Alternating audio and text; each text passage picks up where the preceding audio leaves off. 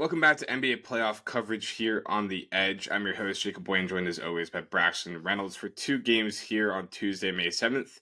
We got the Cavs at the Celtics, game one, and then the Mavs at the Thunder, another game one. So, two exciting series kicking off here tonight. We'll get into some first basket picks, some player props, anything else we're seeing on the board. So, Braxton, I'll go over to you first to start things off for us with Cavs Celtics. Anything you're seeing in the first basket market there? Yeah, I actually don't have a play in this game because Horford, he's pretty even with Mobley in the tip, and it's kind of unsure if Jared Allen will play. I don't like the team first basket odds at this point, so I'm passing on this game, but I do have a play for it. It's Celtics winning at the end of every quarter, minus 134 on FanDuel. So that's not that they have to win every quarter individually, it's just that they have the lead when every quarter ends, which is a big difference. So they've done this in 4 or 5 games this playoffs, and they've been really dominant. They have a lot of rest, a lot of time to game plan versus a Cavs team that they're coming off a grueling 7 game series versus Orlando, very physical. So that definitely favors Boston coming into the series. And then for the matchup itself, you have Drew Holiday, Derek White on Donovan Mitchell, on Darius Garland. I think that those two can kind of limit Cavs offense. And outside of those two, if they struggle, Cleveland's offense isn't really doing much. They have some decent play finishers, but not many play creators. So I like Boston to kind of neutralize that aspect. I think Horford pulls Mobley out of the paint, one less rim protector for Cleveland inside there. And overall, I think I trust Boston's depth more.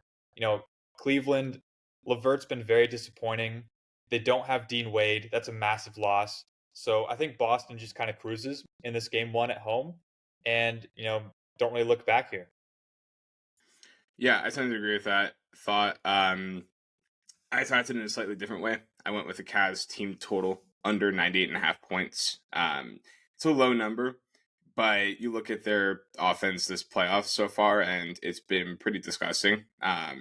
They ranked 15th out of 16 teams with an offensive rating of a flat 100. The Celtics defense, meanwhile, is elite. We know that all season. They limited the Heat to 92.2 points per game in the first round, and four of those 5 games saw them go under this team total. Obviously, Donovan Mitchell is a better scorer than anyone on the Heat, but his knee is still not at 100% for him right now, and it's a massive burden to carry 2 days later after that game 7, and he has to go against Drew Holiday, Derek White. Like, the Celtics just have a lot of options to throw at him on the perimeter, and I think it's going to be a tough game for him here. I like the Celtics to cover the full game spread too, but not stoked about laying 12.5. So I saw this as kind of an alternate way to play that. The Cavs have scored over their last 2 playoff runs 95.1 points. So they've only had over 100 points in 3 of their last 12 playoff games. I think this will be another ugly outing for the Cavs offense here. Anything else in this game, Braxton, or move on to the next one? Yeah, I mean, also, Mitchell over his last 24 playoff games has a 24 3-point percentage. I don't know why, but ever since 2021, he's just not had a 3-point shot in the playoffs. And if you're going to beat Boston, that's kind of what you need because they do allow a lot of above the break threes. And that's kind of where Mitchell gets his shots. If he's not hitting at his usual rate, they're in trouble. Yeah, I would agree with that. Those above the break threes and kind of against the drop coverage that we expect with Al Horford, like that is the area where he could see some success. But like you said, 3-point shooting has not really been there for him in the playoffs. Let's move on to the next game here. We got the Dallas Mavericks at the Oklahoma City Thunder. Really exciting Western Conference series here. Basically, price is a pick 'em on the series line. So I think really exciting stuff here to see Shai Gilgeous-Alexander against Luka Doncic. Going to be a lot of fun. So let's get into this game, Braxton. Anything in the first basket market that is catching your eye? All right. Chet first field goal, plus 575, bet MGM. I'm throwing a unit on that. So he's had the first shot in their only previous matchup this year with the Gafford edition, the post-deadline Mavs. So I think that he's also going to be really important for kind of what OKC does in this series. I mean, Gafford, he's a good rim protector. And I think that Dallas they're going to kind of send the house at SGA and Jalen Williams on drives. I think that Chet in the pick and pop rolls and then even isolation, I think he has a much better chance of kind of getting those good 1v1, good shot quality opportunities, more so than SGA and Jalen Williams. And he led them in team first field goal attempt percentage this year. So I do like Chet a lot at plus 575. If you don't have BetMGM, plus 500 DK, also a good price. I would play that there too. And then two more plays I have. Dort first field goal 3 point, 0.5 units, plus 1900 on DraftKings. Dallas gives up a lot of corner threes. And I think that going back to my previous point of kind of pressuring SGA, Jalen Williams, they're going to leave Dort semi open and kind of live with Dort threes. You know, if he knocks him down, same with Giddey, they'll live with it. It is what it is. They can't really let SGA or Jalen Williams go one on one. So I do like Dort in this spot too. He's been a knockdown shooter this year, this postseason. So he's in a good spot, I think, at 19-1. And then finally, PJ Washington, first Mavericks basket. I don't know why it's plus 700 on FanDuel, but I'm going to take it. I'm playing 0.5 units on this one. So OKC allows the most corner threes for the regular season and the playoffs. And PJ Washington got 4 times more first quarter corner threes than any other Mav in the first series. I think that he's the guy that can kind of capitalize on OKC's aggressive help defense inside.